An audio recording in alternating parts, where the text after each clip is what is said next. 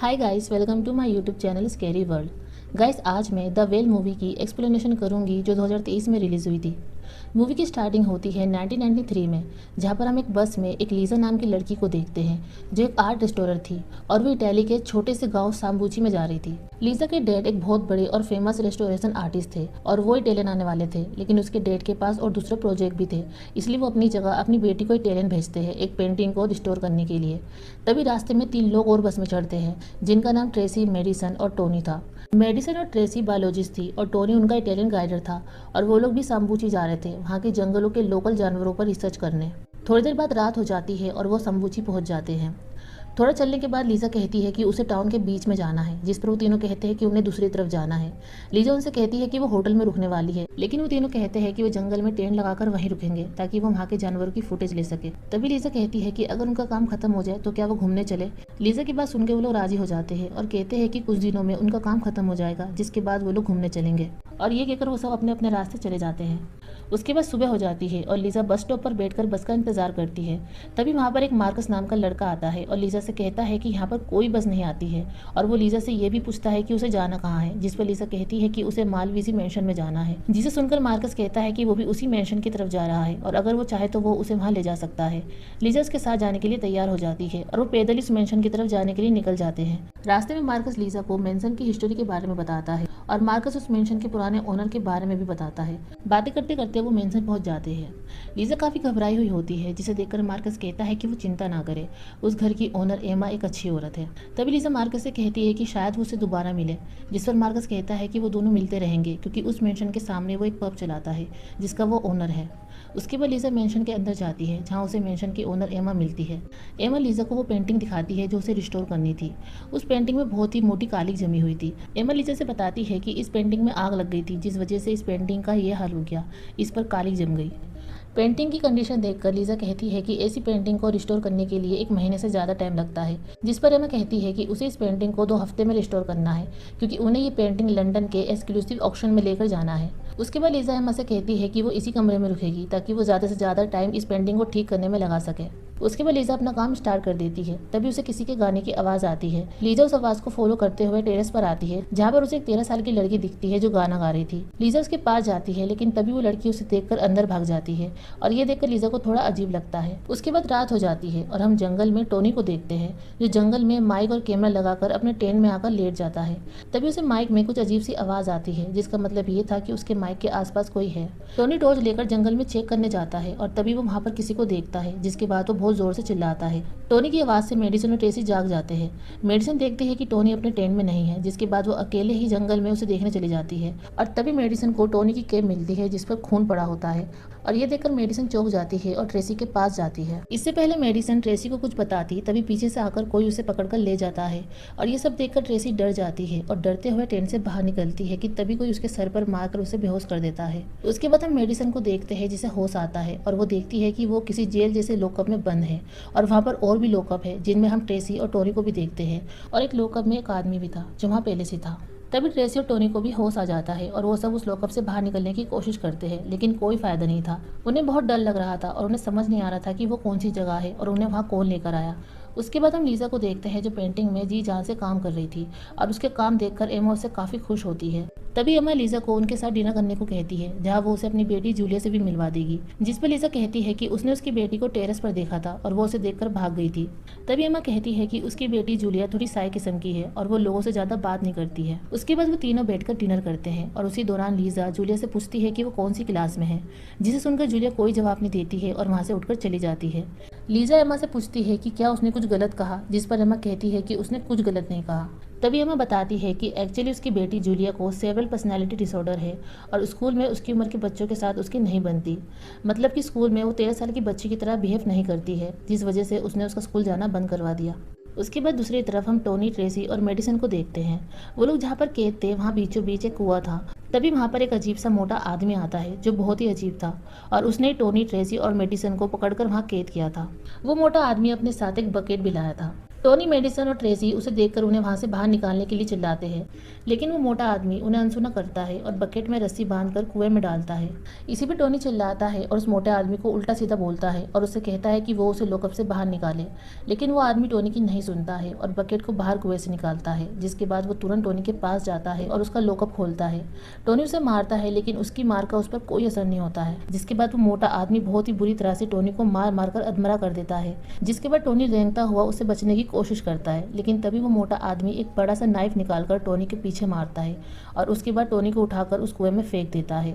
और तभी हमें कुएं के अंदर से किसी के खाने की आवाज़ आती है जो शायद टोनी को खा रहा था, जिससे हमें पता चलता है कि कुएं के अंदर कोई तो है जो नॉर्मल इंसान नहीं है। दूसरी तरफ हम लीजा को देखते हैं जो पेंटिंग में काम कर रही थी। तभी वो उस पेंटिंग में एक डीमन की पेंटिंग देखती है, जिससे वो एक छोटे नाइफ से रिस्टोर करने लगती है, लेकिन तभी नाइफ से उसकी उंगली में कट लग जाता है, जिससे काफ़ी खून निकलता है और उसके खून की कुछ बूंदें उस पेंटिंग पर भी गिर जाती है। उसके बाद वो फिर से उस पेंटिंग को रिस्टोर करने लगती है और ऐसे ही रात हो जाती है। तभी लाइट चली जाती है और उसी वक्त लीजा अपने डेट को वहाँ देखती है, जो लीजा को देखकर कहता है कि उसे उस पर ट्रस्ट नहीं करना चाहिए था, और ये कहकर वो अपना गला काट देता है। ये सब देखकर लीजा काफ़ी ज़्यादा शॉक हो जाती है, लेकिन तभी वो देखती है कि वहाँ पर कोई नहीं है। दूसरी तरफ हम उस आदमी को देखते हैं जो ट्रेसी और मेडिसन के साथ वहीं कैद था। वो आदमी एक ब्लेड से पैसेज का गेट निकालने की कोशिश कर रहा था ताकि वो यहाँ से निकलकर हेल्प ला सके, लेकिन तभी उसका ब्लेड टूट जाता है। तभी मेडिसन उसकी तरफ अपना एक नाइफ फेंकती है ताकि वो यहाँ से निकलकर उनके लिए हेल्प ला सके, लेकिन वो नाइफ उस आदमी से थोड़ा दूर गिरता है, लेकिन वो आदमी अपनी सूज की मदद से उस नाइफ को अपनी तरफ खींच लेता है। उसके बाद हम लीजा को देखते हैं जो सो रही होती है। तभी वहाँ पर एक अजीब सी लेडी आती है और वो लीजा के पास जाकर लेट जाती है। उस लेडी का हाथ भी काफ़ी अजीब होता है। वो लेडी पहले तो लीजा को छूने लगती है, लेकिन तभी वो उसका गला दबाने लगती है और उसी वक्त लीजा जाग जाती है और उस लेडी को देखकर वो डर जाती है और वो लेडी काफ़ी अजीब होती है। लेकिन तभी लीजा की आंख खुलती है और वो देखती है कि ये सब उसका नाइटमेयर था। उसी वक्त लीजा की नज़र पेंटिंग पर पड़ती है जिसमें सेम उसी सपने वाली लेडी की पेंटिंग थी, और लीजा ने ही वो रिस्टोर करी थी, लेकिन शायद रात होने की वजह से और लाइट जाने की वजह से उसने ठीक से वो पेंटिंग नहीं देखी होगी। लीजा उस पेंटिंग में बनी उस औरत को देख रही होती है कि तभी वहाँ पर जूलिया जाती है और लीजा से कहती है कि जितनी जल्दी हो वो यहाँ से चली जाए। लीजा उससे कहती है कि वो क्या कह रही है। तभी जूलिया बताती है कि जो लेडी उसे पेंटिंग में दिख रही है उसका नाम डोरका है और वो एक विच है और वो हमेशा से इस घर में रह रही है, और जो पेंटिंग वो रिस्टोर कर रही है वो पेंटिंग श्रापित है, और अगर उसने इस पेंटिंग को रिस्टोर कर दिया तो वो श्राप फिर से जिंदा हो जाएगा। और ये कहकर जूलिया वहाँ से चली जाती है। जूलिया की बात सुनकर लीजा को कुछ समझ नहीं आता है। उसके बाद रात को लीजा मार्कस से मिलने उसके पब में जाती है और उसे बताती है कि उसे आजकल डरावने सपने आ रहे हैं और उसे वो सपने ऐसे लगते हैं कि मानो वो सब सच हो। लीजा की बातें सुनकर मार्कस उसे शांत करता है और कहता है कि ये सिर्फ उसके बस नाइटमेयर है। दूसरी तरफ हम उसी मोटे आदमी को देखते हैं जो फिर से बकेट लेकर उसे कुएं में डालता है, और तभी हम कुएं के अंदर एक डीमन को देखते हैं जो अपना हाथ काटकर बकेट में अपना खून डालता है। जिसके बाद वो मोटा आदमी उस बकेट को ऊपर खींच लेता है और उस लॉकअप वाले आदमी के पास जाने लगता है। एक्चुअली वो डीमन खून के बदले इंसानों को खाता था, इसलिए वो मोटा आदमी उस डीमन का खून लेकर उस डीमन को इंसान खाने को देता था। वो मोटा आदमी उस लॉकअप वाले आदमी के पास जाता है उसे कुएं में फेंकने के लिए, लेकिन तभी मेडिसन ट्रेसी से कहती है कि अगर वो आदमी मर गया तो वो यहाँ से नहीं निकल पाएंगे। इसलिए मेडिसन आवाज़ करके उसे उल्टा सीधा बोलकर उसका ध्यान अपनी तरफ करती है ताकि वो उस आदमी को कुएं में ना फेंक सके। तभी वो मोटा आदमी उस लॉकअप वाले आदमी को छोड़कर मेडिसन के पास जाता है और उसका पैर खींचकर लॉकअप से बाहर निकालता है, लेकिन मेडिसन लॉकर को पकड़ लेती है। लेकिन तभी वो आदमी मेडिसन का हाथ काट देता है और एक स्पाइक से मेडिसन के शरीर को बहुत बुरी तरह से जख्मी करने लगता है और मेडिसन की एक आंख भी निकाल देता है, जिसके बाद वो उसे उठाकर कुएं में डाल देता है। और ये सब देखकर ट्रेसी खूब रोती है। तभी हम कुएं के अंदर मेडिसन को देखते हैं और उसके आसपास हम बहुत सारी हड्डियां भी देखते हैं, जिसका मतलब ये था कि उस डीमन ने कई सारे लोगों को खाया है। और तभी हम वहाँ पर उस डीमन को भी देखते हैं जो वही डीमन था जिसे हमने पेंटिंग में देखा था। वो डीमन मेडिसन के करीब जाता है और उसके गले को खाने लगता है, जिस वजह से मेडिसन खूब तड़पती है। उसके बाद वो डीमन मेडिसन का पेट चीरकर उसे खाने लगता है और मेडिसन तड़प तड़प कर वहीं पर मर जाती है। उसके बाद हम जूलिया को देखते हैं जो खिड़की के बाहर एक कपल को देखकर रोती है। तभी लीजा भी वहाँ आती है और जूलिया को देखकर उसके पास जाती है और जूलिया से कहती है कि एक दिन वो भी उस कपल की जगह होगी, जिस पर जूलिया कहती है कि ऐसा कभी नहीं होगा, वो हमेशा अकेली रहेगी, वो भी उसकी माँ की वजह से, क्योंकि उसकी माँ हमेशा अपने बारे में सोचती है। तभी उसी वक्त एमा वहाँ जाती है और लीजा को अपने साथ वहाँ से ले जाती है और कहती है कि जूलिया उससे गुस्सा है क्योंकि उसने उसे कभी भी बॉयफ्रेंड बनाने की इजाज़त नहीं दी, और उसने ऐसा इसलिए किया क्योंकि जूलिया को अपने से काफ़ी उम्र के लड़कों से प्यार हो जाता है। इसी बीच लीजा एमा से उस पेंटिंग के बारे में पूछती है और कहती है कि जूलिया ने उससे कहा है कि वो पेंटिंग शापित है, जिस पर एमा कहती है कि वो जूलिया की बातों पर यकीन ना करे, वो ऐसे ही झूठ बोलकर मनगढ़ंत कहानी बनाती है और इन्हीं वजहों की वजह से उसने जूलिया का स्कूल जाना बंद करा दिया था। उसके बाद रात हो जाती है और लीजा सो रही होती है। तभी उसके कमरे में ट्रेसी टोनी को व्हीलचेयर पर लेकर आती है और लीजा टोनी को देखकर हैरान हो जाती है। उसके हाथ पैर खाए होते हैं और ट्रेसी उनकी मदद करने के लिए लीजा से हेल्प मांगती है, लेकिन तभी लीजा डर के मारे उठ जाती है और ये सब उसका नाइटमेयर होता है, जिससे वो काफी डर जाती है और सीधा मार्कस के पास जाती है और उसे उसके नाइटमेयर के बारे में बताती है और कहती है कि उसे यहाँ से जाना है, लेकिन अगर वो यहाँ से गई तो पेनल्टी से उनका स्टूडियो डिस्ट्रॉय हो जाएगा। मार्कस उसे शांत करता है और कहता है कि ये सिर्फ उसका एक नाइटमेयर था। इसी बीच लीजा मार्कस से ट्रेसी, मेडिसन और टोनी के बारे में पूछती है और कहती है कि क्या उसके पब में 3 टूरिस्ट आए थे, जिस पर मार्कस कहता है कि उसने किसी 3 टूरिस्ट को नहीं देखा। अगर वो यहाँ आए होंगे तो क्या पता वो अब तक यहाँ से चले गए हों। तभी मार्कस लीजा से कहता है कि वो अपना काम जल्दी फिनिश कर दे और उसके बाद वो दोनों कुछ टाइम एक दूसरे के साथ स्पेंड करेंगे। उसके बाद लीजा वापस मेंशन आती है और बाथरूम में लीजा को कुछ अजीब सी आवाज़ आती है। लीजा बाथटब की तरफ जाती है और तभी वो बाथटब के अंदर मेडिसन को देखती है जो खून से लथपथ होती है, जिसे देखकर लीजा बहुत बुरी तरह से डर जाती है। तभी वहाँ पर एमा आ जाती है और बाथटब में से पानी निकलता हुआ देखकर वो टेप को बंद कर देती है। लीजा के साथ जो कुछ भी हो रहा था इन सब से लीजा काफ़ी ज़्यादा डर जाती है और लीजा एमा से कहती है कि अब वो एक पल भी यहाँ पर नहीं रुक सकती, जिस पर एमा कहती है कि वो यहाँ से कहीं नहीं जा सकती जब तक कि ये पेंटिंग का काम खत्म नहीं हो जाता। दूसरी तरफ हम उस लॉकअप वाले आदमी को देखते हैं जो पैसेज के गेट को खोलने में कामयाब हो जाता है और वो ट्रेसी से कहता है कि वो बाहर निकलकर वापस आकर उसके लिए हेल्प लेकर आएगा। ये कहकर वो वहाँ से निकलने की कोशिश करता है कि तभी वहाँ पर वो डीमन आ जाता है और उसके चेहरे की स्किन को खींचकर उसे खाने लगता है और वो आदमी तड़प तड़प कर वहीं पर मर जाता है और ये सब देखकर ट्रेसी डर के मारे चिल्लाने लगती है। उसके बाद दूसरी तरफ एमा अपनी खूबसूरती को मिरर में निहार रही होती है और एक रेड ड्रिंक पी रही होती है और तभी हम उसके पीछे डोरका को भी खड़ा देखते हैं। दूसरी तरफ लीजा पेंटिंग को रिस्टोर कर रही होती है और तभी वो उस पेंटिंग में एक और फिगर देखती है जो एक बच्चे की होती है जिसे मारकर एक पेड़ से बांधा हुआ था। तभी उसी वक्त जूलिया वहां जाती है। लीजा जूलिया से कहती है कि उसे जो कहना है जल्दी कहे क्योंकि आज उसे इस पेंटिंग को फिनिश करना है। जूलिया लीजा से इस पेंटिंग को रिकवर करने से मना करती है क्योंकि अगर ऐसा हुआ तो वो कर्ज फिर से जिंदा हो जाएगा। तभी लीजा को एमा की बात याद आती है कि जूलिया कैसे मनगढ़ंत कहानी बनाती है। जूलिया की बात सुनकर लीजा कहती है कि उसकी कहानियों के लिए उसके पास टाइम नहीं है, जिस पर जूलिया कहती है कि वो कहानियां नहीं बना रही है, वो उसकी बातों पर यकीन करे, वो सच बोल रही है। जूलिया लीजा से बताती है कि ये पेंटिंग 1943 में पेंटेड की गई थी और ये पेंटिंग 500 साल पुरानी है और उसकी मॉम ने और बाकी सब ने मिलकर एक बिली नाम के बच्चे की बलि चढ़ाई थी ताकि वो उस डीमन गोरा को खुश कर सके और ऐसे उन्होंने उस डीमन गोरा को पकड़ लिया और वो डीमन और ये साबित पेंटिंग एक दूसरे से कनेक्ट है और ये सब उसकी मोम ने किया। उसने इस कर्ज को जिंदा किया ताकि गोरा के ब्लड से वो हमेशा जवान रहे और इससे हमें ये पता चलता है कि एमा जो रेड ड्रिंक पी रही थी वो उस डीमन गोरा का खून था ताकि वो जवान रह सके। उसके बाद जूलिया बताती है कि आज रात चांद लाल होगा और आधी रात से पहले उस लाल चांद की रोशनी इस पेंटिंग पर पड़ी तो ये कर्ज फिर से जिंदा हो जाएगा 500 सालों के लिए और ऐसा नहीं होना चाहिए। एमा की बातों की वजह से लीजा जूलिया पर यकीन नहीं करती है और उसे वहां से जाने को कहती है ताकि वो पेंटिंग जल्दी से रिस्टोर कर सके। तभी जूलिया बताती है कि एक लड़का और 2 लड़कियों को उन लोगों ने पकड़ कर रखा है। जूलिया के बताए हुए हुलिये से लीजा समझ जाती है कि जूलिया टोनी, ट्रेसी और मेडिसन की बात कर रही है। तभी लीजा जूलिया से कहती है कि वो उसे उनके पास ले जाए, जिसके बाद जूलिया लीजा को एक खुफिया दरवाजे के जरिए से लेकर जाती है जो मेंशन के नीचे की तरफ जा रहा था। तभी वो वहाँ पर उस मोटे आदमी को देखते हैं और उसी वक्त एमा जूलिया को आवाज़ लगाने लगती है, जिसे सुनकर जूलिया वापस चली जाती है ताकि उसकी मॉम उसे ढूंढती हुई वहाँ पर ना आ जाए। लीजा हथियार लेकर उस मोटे आदमी के पीछे जाने लगती है और वो मोटा आदमी फिर से वो बकेट लेकर उस डीमन का खून लेने जा रहा था। तभी उस मोटे आदमी को ऐसा लगता है कि कोई उसका पीछा कर रहा है, लेकिन जैसे वो पीछे मुड़ता है तो वहाँ कोई नहीं होता है और इस बात को वो इग्नोर करके वहाँ से जाने लगता है। तभी लीजा से गलती से वहाँ पर रखा कुछ सामान गिर जाता है जिससे काफ़ी तेज आवाज़ होती है और तभी लीजा साइड में जाकर छुप जाती है और तभी वो देखती है कि वहाँ पर इंसानों के कटे हुए हाथ पैर रखे होते हैं जिस पर कीड़े पड़ रहे थे और वहाँ पर पड़े कपड़े से हमें पता चलता है कि उन्होंने कितने सारे लोगों की जान ली है। आवाज़ सुनकर वो मोटा आदमी वहाँ पर आता है लेकिन उसे वहाँ पर कोई नहीं दिखता है, जिसके बाद वो वहाँ से चला जाता है और लीजा बच जाती है। उसके बाद वो मोटा आदमी बकेट कुएं में डालने जाता है, लेकिन तभी वो ट्रेसी को देखकर उसके पास जाता है और उसे छूने लगता है, लेकिन तभी ट्रेसी उसे हिट करके वहाँ से भागने लगती है कि तभी वो फिसल कर गिर जाती है और बेहोश हो जाती है। उसके बाद जब उसे होश आता है तो वो अपने सामने उस मोटे आदमी को देखती है जो अपना नाइफ गर्म करके ट्रेसी का चेहरे को जला देता है और ट्रेसी की आवाज़ सुनकर लीजा उसकी आवाज़ को फॉलो करती है। वो आदमी ट्रेसी को कुएं में फेंकने ही वाला होता है कि तभी लीजा पीछे से आकर उसे मारती है और उसे जख्मी कर देती है, जिससे वो बेहोश हो जाता है। जिसके बाद लीजा ट्रेसी को कुएं से बाहर निकालती है और वो दोनों वहाँ से भागने लगते हैं, लेकिन तभी एक बड़ी सी कील ट्रेसी के पैर में घुस जाती है और उसके पैर से आर पार हो जाती है। लीजा ट्रेसी के पैर से कैसे तैसे करके उस कील को बाहर निकालती है, जिसके बाद लीजा ट्रेसी को संभालती हुई बाहर लेकर आती है।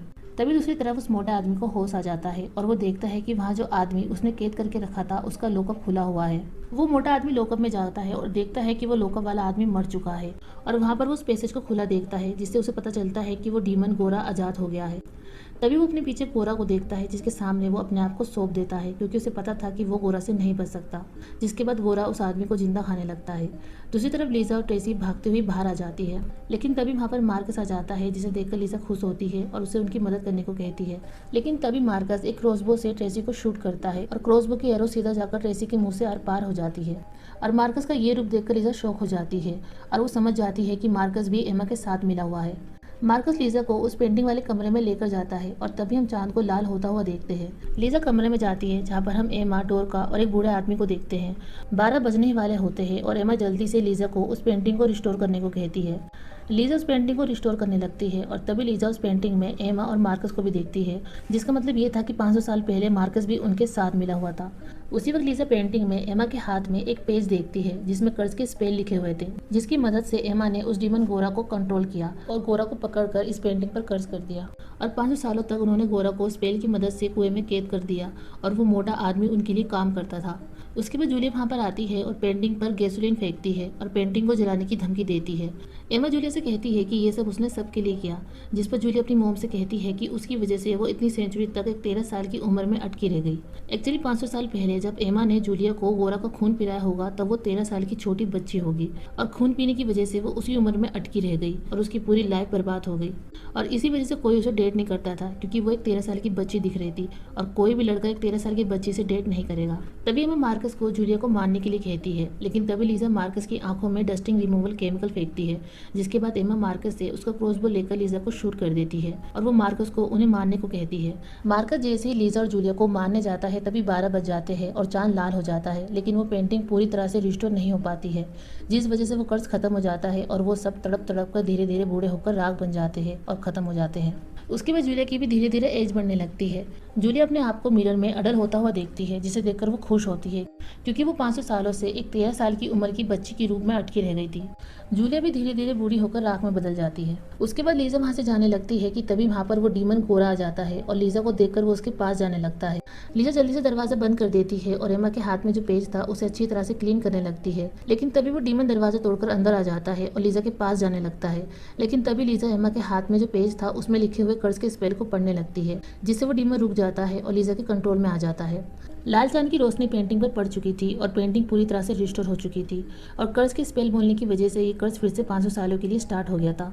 उसके बाद सीन यहाँ पर कट होकर 30 साल के बाद दिखाया जाता है, जहाँ पर हम लीजा को देखते हैं जो काफ़ी बदल चुकी थी और वो अभी तक यंग थी, जिसका मतलब ये था कि उसने भी गोरा का खून पी लिया है। तभी लीजा के पास उसकी एक असिस्टेंट आती है और कहती है कि उससे मिलने प्राइम मिनिस्टर आए हैं अपनी वाइफ को लेकर और उन्हें वो थोड़ा और चाहिए, जिसे सुनकर लीजा उस कुएं की तरफ जाती है और अब वो जगह काफ़ी बदल चुकी थी। तभी हम उस डीमन गोरा को देखते हैं जिसे लीजा ने कैद कर रखा था और वो एक डॉक्टर से उसका खून के प्रोडक्शन को और बढ़ाने को कहती है। उसके बाद वो डॉक्टर उस डीमन के गले से खून निकालता है, जिस वजह से वो डीमन दर्द में चिल्लाता है, सेम वैसे ही जैसे लोग चिल्लाते थे जब वो उन्हें जिंदा खाता था। एक्चुअली लीजा गोरा का यूज़ अलग तरह से कर रही थी। लीजा उसके खून को अमीर लोगों को बेच रही थी और वो प्राइम मिनिस्टर भी उससे वही लेने आया था। एमा गोरा के खून के बदले वो उसे लोगों का खून देती थी जिन्हें गोरा जिंदा खा जाता था, लेकिन लीजा ऐसा कुछ नहीं कर रही थी। वो बिना इंसानों को सेक्रीफाइस करे बगैर उस डीमन गोरा का खून निकाल रही थी। और इसी के साथ ही मूवी यहीं पर ख़त्म हो जाती है।